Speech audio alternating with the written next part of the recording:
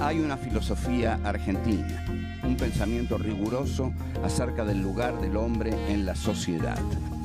Obras literarias como El Facundo, El Martín Fierro, El Matadero. Texto axial, fundamental, el plan revolucionario de operaciones de Mariano Moreno, Los muertos en Plaza de Mayo. El primer centenario se festeja bajo estado de sitio. Las cartas a Lavalle deciden el fusilamiento de Dorrego. No hay verdad que se resista frente a 2 pesos, moneda nacional.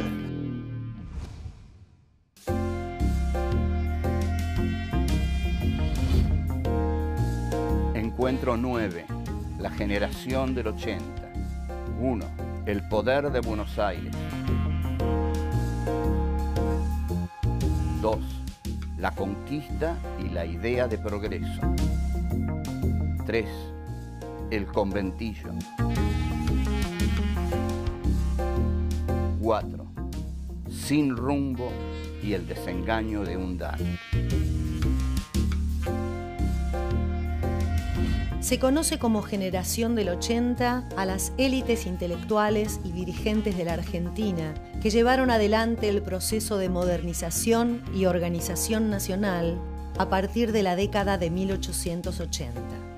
Su predominio se extendió hasta 1916, año de los primeros comicios bajo la ley Sáenz Peña. Durante este periodo, las políticas liberales en lo económico y conservadoras en lo político de los sucesivos presidentes Julio Argentino Roca, Miguel Juárez Celman, Carlos Pellegrini y Luis Sáenz Peña consolidan el modelo agroexportador con Buenos Aires como centro político y cultural de la República. Paz y administración, el lema con el que asume la presidencia el general Roca, sintetiza el ideario de esta generación, caracterizado por la fe en el progreso y por la adhesión a las ideas positivistas. Este proceso político es acompañado por un pensamiento que se expresa en la literatura, en el ensayo y en el periodismo. Eugenio Cambaceres, Lucio B. Mansilla, Miguel Cané, Julián Martel, Lucio B. López, son quienes más notablemente manifiestan en sus obras las tensiones que atraviesan la consolidación de este modelo económico y los conflictos sociales que empiezan a surgir.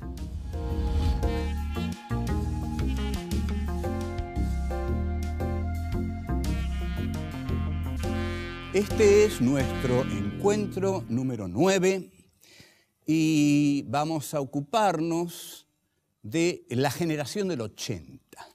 Este es un tema álgido, caliente, sobre el cual se discute mucho.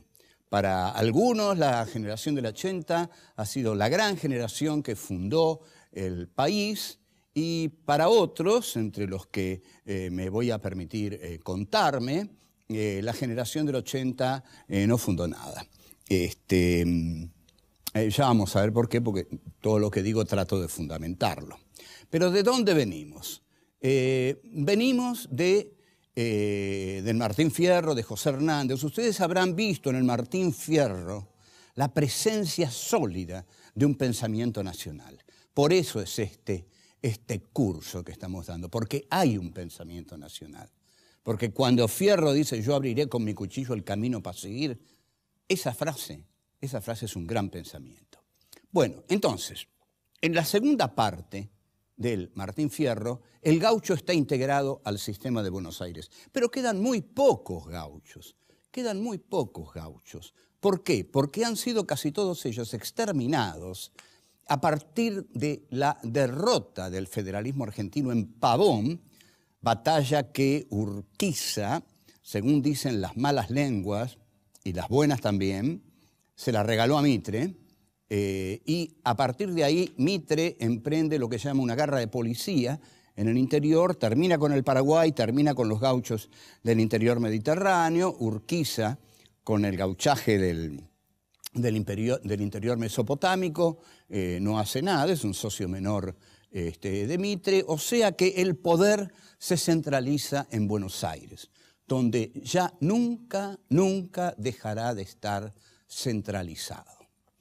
Este poder, que se centraliza en Buenos Aires, tiene todavía una tarea por hacer, que es la lucha contra el indio.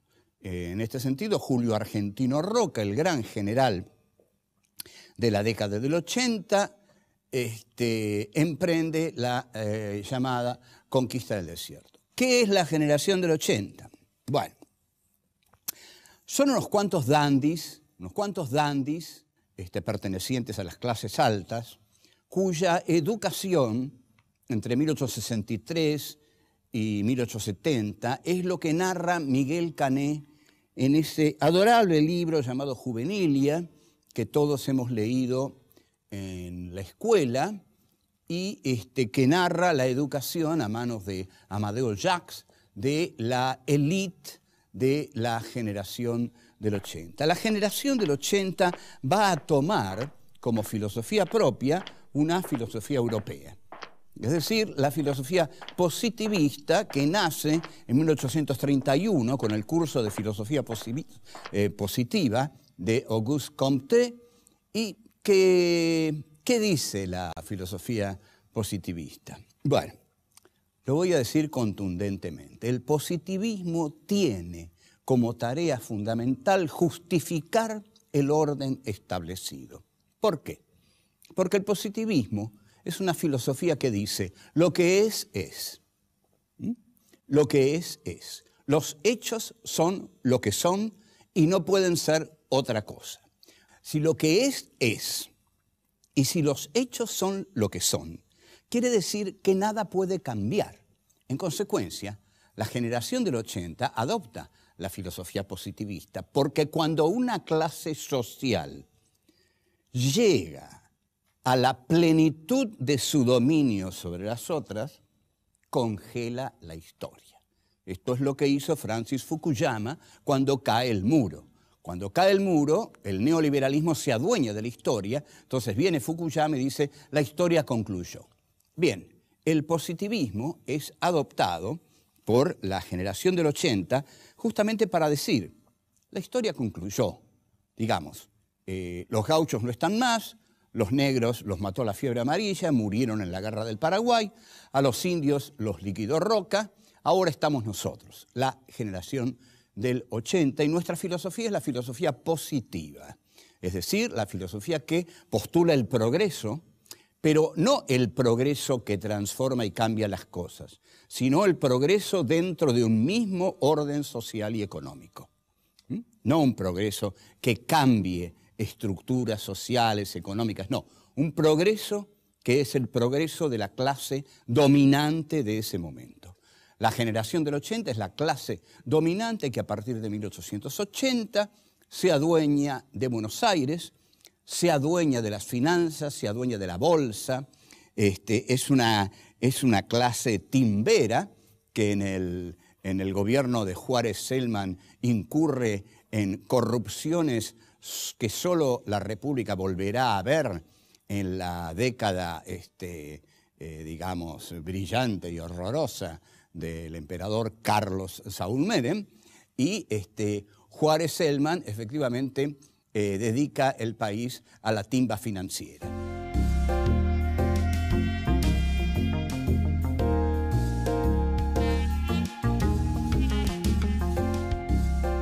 Uno de los mejores libros sobre la llamada conquista del desierto lo escribió el notable novelista y ensayista David Viñas. Lo escribió en México porque tuvo que exiliarse por la dictadura militar que también le tomó la vida de 2 hijos. El libro de David se llama Indios, Ejército y Frontera. Es un muy buen trabajo que conceptualiza a esa llamada conquista del desierto como la segunda conquista de América. Es muy interesante. No, como la etapa superior de la conquista de América. Es un concepto muy interesante, ¿no? Porque toma el concepto de Lenin de etapa superior del capitalismo, el imperialismo como etapa superior del capitalismo, y lo aplica a la aniquilación de los indios que lleva a cabo Roca y la llama etapa superior de la conquista de América. La campaña al desierto es muy fácil para el general Roca. En realidad,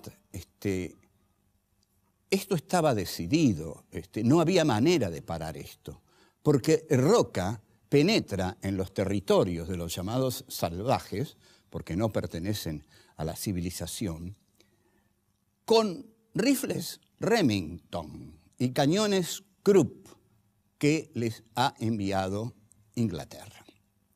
De modo que es Inglaterra también la que penetra con Roca en la que va a ser después la Patagonia inglesa, porque los ingleses van a ser los que más se van a adueñar de esas tierras, tal como lo vamos a ver en La Patagonia Rebelde, sobre todo si ustedes quieren ver la película de Héctor Olivera con guión de Osvaldo Bayer. Antes del proyecto exterminador de Julio Argentino Roca, hay un proyecto conciliador humanitario de Lucio B. Mansilla, que Mansilla plasma en un libro de los mejores de nuestra literatura, que es anterior al Martín Fierro y que sin duda Hernández leyó porque toma algunas historias de Lucio Mansilla, y que se llama Una excursión a los indios ranqueles. Y ahí está el pensamiento argentino, señores. El pensamiento argentino está en las reflexiones de Mansilla que hace acerca de la civilización y la barbarie. En todos los países colonialistas del mundo hubo generales exterminadores. Cuando Francia, en 1830, entra en Argelia, lo hace con el mariscal Bugeaud. El mariscal Bugeaud era un exterminador que apenas entra en Argelia, quema vivos a 500 argelinos solo para mostrarles a qué está dispuesto. En este sentido, las frases terribles que van a decir estos conquistadores del llamado desierto es que la sangre es fundamental, que la sangre es el dolor, pero que la sangre y el derramamiento de sangre son el costo del progreso. Lo que va a decir el general Roca es: a mí no me vengan con cosas humanitaristas. Yo necesito conquistar el desierto porque esas tierras tienen que estar en manos de la oligarquía argentina. Y yo represento a la oligarquía argentina, porque represento el poder de Buenos Aires. Soy el general que va a exterminar a los pueblos salvajes, que son salvajes porque están fuera de la civilización. La civilización no puede integrarlos, no podemos integrar a esos indios. ¿Dónde los vamos a meter? A esos indios tenemos que matarlos, como matamos a los negros y como matamos a los gauchos rebeldes. Entonces, el general Roca es un mariscal Bugeaud de la República Argentina, es decir, un general conquistador que va a conquistar territorios para la civilización. Mansilla era la otra cara. No digamos que todos los señores de la clase dominante de Buenos Aires eran crueles e inhumanos. El general Lucio B. Mansilla tenía real afecto por los indios ranqueles. Algunos dicen que Mansilla iba a los ranqueles como iba a París, porque Mansilla era un dandy, un señor al que le gustaba vestir bien, pero escribía muy bien y escribió ese hermoso texto, lo recomiendo con pasión, que es Una excursión a los indios ranqueles, donde Mansilla plantea incorporar a los indios, no exterminarlos. Esta hubiera sido otra historia, sobre todo para los pobres llamados salvajes.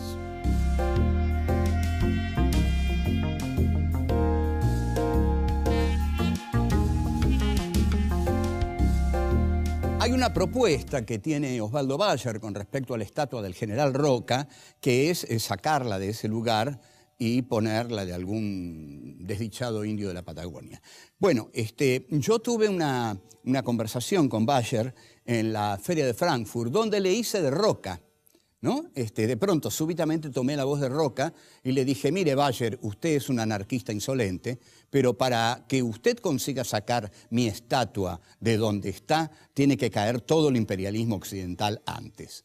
Bueno, en efecto, es así, porque esa estatua está ahí porque tiene que estar ahí, porque representa el triunfo de la civilización occidental, que es la que se expandió por el mundo, aniquilando con todas las fuerzas que se le opusieron. Así es como en la Argentina, entonces, se aniquila al gaucho, ¿no? Se aniquila a los negros y se aniquila a los indios. Queda despoblada la Argentina, queda despoblada. Entonces yo, haciéndole de Roca a Bayer, le decía, bueno, matamos a todos y teníamos que traer a alguien para poblar el país. Y así fue como lo trajimos a usted, Bayer, le decía. Es decir, a ustedes, los inmigrantes. Trajimos a todos los inmigrantes, claro, porque habíamos despoblado el país. Claro, no vinieron los que esperaban, dejo de hacer de Roca. No vinieron lo que esperaban. Vino lo que la oligarquía, las clases dominantes en la Argentina, las clases dirigentes van a llamar la chusma ultramarina. Siempre esa delicadeza para nombrar a los otros, ¿no? Ese respeto para dirigirse al diferente. Bueno, chusma ultramarina. La chusma ultramarina iba a ser recibida en tanto aceptara las leyes del país al que llegaba. Las leyes del país al que llegaba no eran piadosas. Ante todo, llegaban al hotel de inmigrantes y en el hotel de inmigrantes había un enorme cartel que decía, sépalo, usted llega a un país en el cual, como en todos lados, hay vencedores y vencidos. No será la primera vez que duerma en el suelo, así que hágalo esta noche y todas las que sean necesarias. Así se recibían a los inmigrantes. Los inmigrantes se acumularon, sobre todo en la ciudad de Buenos Aires, y dieron origen al conventillo. El conventillo, que es una creación nacional, era una especie de casa de chorizo a los costados de cuyo, digamos, de esa pasarela central se ubicaban unas casuchas terriblemente pobres donde se apiñaban los desdichados inmigrantes que habían venido a hacerse la América y no se la hicieron. En realidad fue un desencuentro brutal, porque la élite argentina esperaba sajones, ingleses, alemanes. No vinieron, vinieron tanos, gallegos, polacos, rusos y judíos. Entonces no vino nada de lo que esperaban. Entonces están en los conventillos y un elegante señor llamado Santiago de Estrada va a describir en memorable texto cómo ve él el conventillo. Lo describe en una obra que se llama En viaje y otras obras literarias, que es una obra ya cercana al inicio del nuevo siglo. La descripción de Santiago de Estrada es terriblemente desdeñosa, como no podía ser de otro modo, ¿no? Es un dandy del 80 que se digna a describir cómo es un conventillo. Y dice, el conventillo es el pudridero de la pobreza y mina de oro de la avaricia. Aquí toca dos puntos álgidos Santiago de Estrada. La mina de oro de la avaricia se refiere obviamente a los judíos, porque la generación del 80 era muy antisemita. Qué cosa más rara. Y Julián Martel, en su novela La Bolsa, es una novela tremendamente antisemita. En cuanto a que el conventillo es el pudridero de la pobreza, eso abarca a todos. La pobreza es putrición. La pobreza es basura, ¿no? La pobreza es podredumbre pura, según este dandy del 80. Y voy a citar. Dice Santiago de Estrada, cada uno de los conventillos de Buenos Aires es un taller de epidemias, en que cada una de sus inmundas camas es el tálamo en el cual la fiebre amarilla y el cólera se recrean. O sea, taller de epidemias. Así llama al lugar donde viven aquellas personas que llegaron a la Argentina a hacerse en América y a trabajar para las clases dirigentes, ¿no? Un lugar de epidemias. Entonces dice que el conventillo amenaza a la salud pública y a la moral pública, porque por supuesto está insinuando o diciendo que en el conventillo se cometen todo tipo de desviaciones de orden sexual. La generación del 80 se caracterizó bastante por paranoias sexuales, ¿no? Imaginaban en sus peores sueños que los sucios y enfermos inmigrantes violaban a las inocentes niñas de sus familias. Lo que exige Santiago de Estrada, como exige todo buen burgués, es seguridad. Cuídenme de ese foco de infección, contrólenlo, manden ahí las fuerzas del orden y las fuerzas de la salud, porque hay que curar a esa gente para que no nos contagie a todos. Entonces, ¿qué le pasa a la generación del 80? Una desilusión tremenda. Los que vienen son la ralea inmigratoria, lo peor, lo que ellos llaman la chusma inmigratoria. Y los tienen que recibir, porque no tienen otra cosa. Y les tienen que dar trabajo. Pero van a dictar la ley de residencia para tener la atribución de echar del país a todo aquel que traiga una ideología extraña a las ideas del ser nacional argentino y de nuestro estilo tradicional de vida.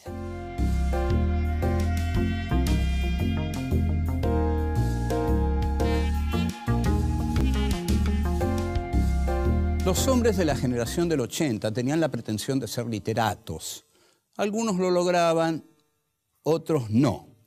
El que casi lo logra en una novela de 1885 llamada Sin rumbo es Eugenio Cambaceres. Al menos creo que nos debe interesar mucho esa novela porque es una novela que expresa el dolor y el desengaño de uno de los hombres de la élite oligárquica con respecto a la vida en general. Digamos que en 1880, la generación del 80, era una generación plena.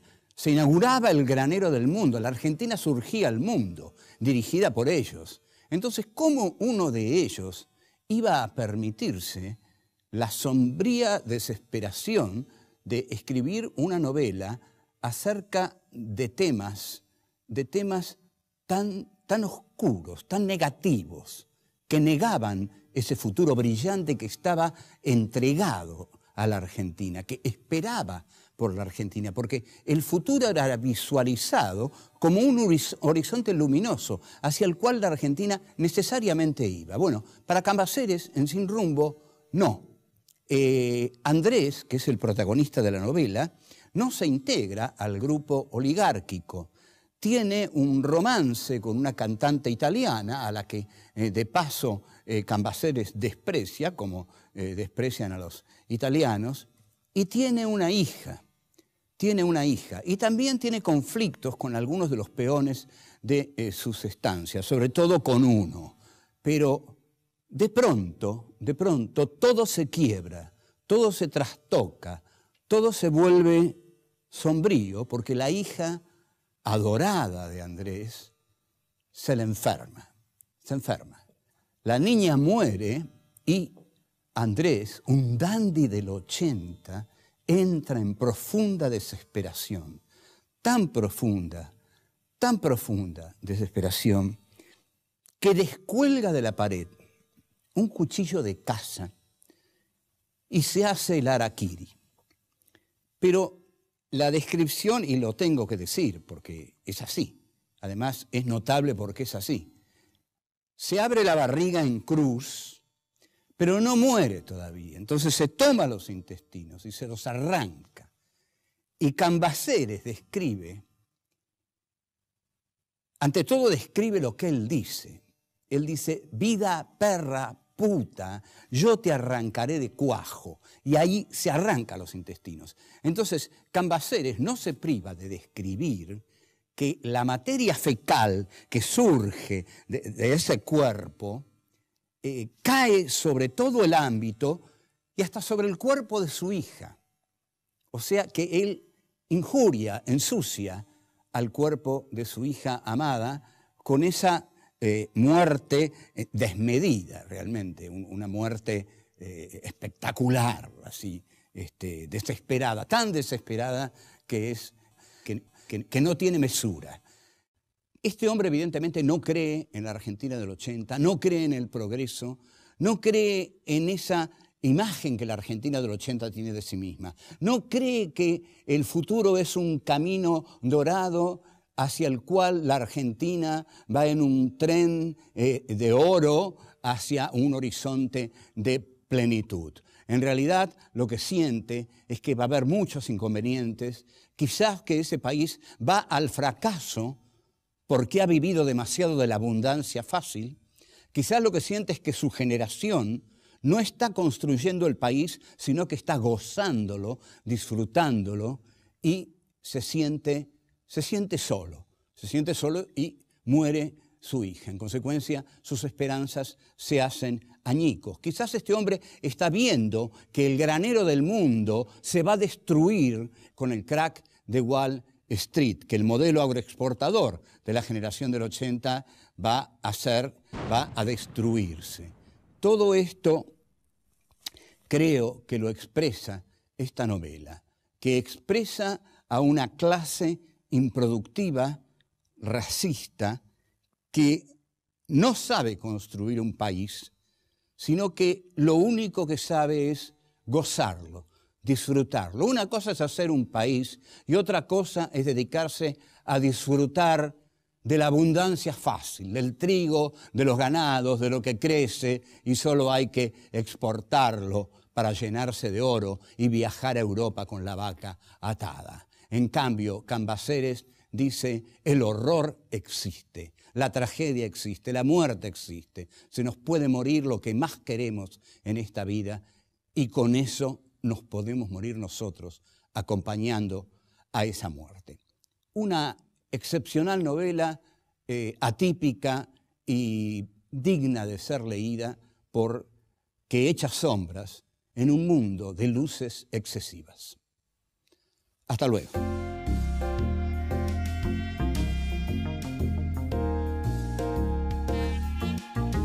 La generación del 80 va a tomar como filosofía propia una filosofía europea.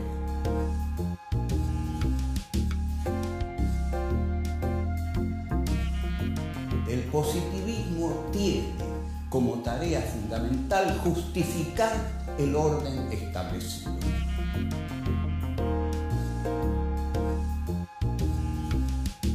La generación del 80 era una generación plena. Se inauguraba el granero del mundo. La Argentina surgía al mundo, dirigida por ellos. Inglaterra tenía mucho apuro en que la Argentina se unificara, se hiciera una república y comerciara con Inglaterra.